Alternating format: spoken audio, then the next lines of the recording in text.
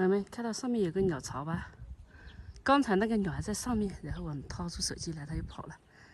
我在那边那一鸟，这鸟巢好大的，很大的。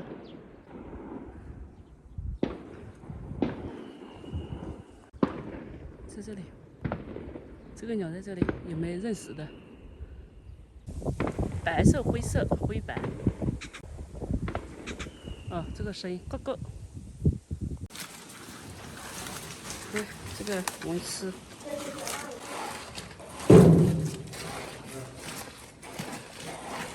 这个是牛尾巴，带皮的牛尾巴啊。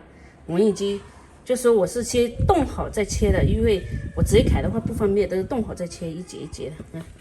对，现在又把它给烧起来，黄焖的，和那个黄焖猪牛蹄一样个烧法，真好玩。大个不专业。这是笋干，黄焖牛尾加笋干。你看，这个找个圆圆的在哪里？圆圆的，看，就这个。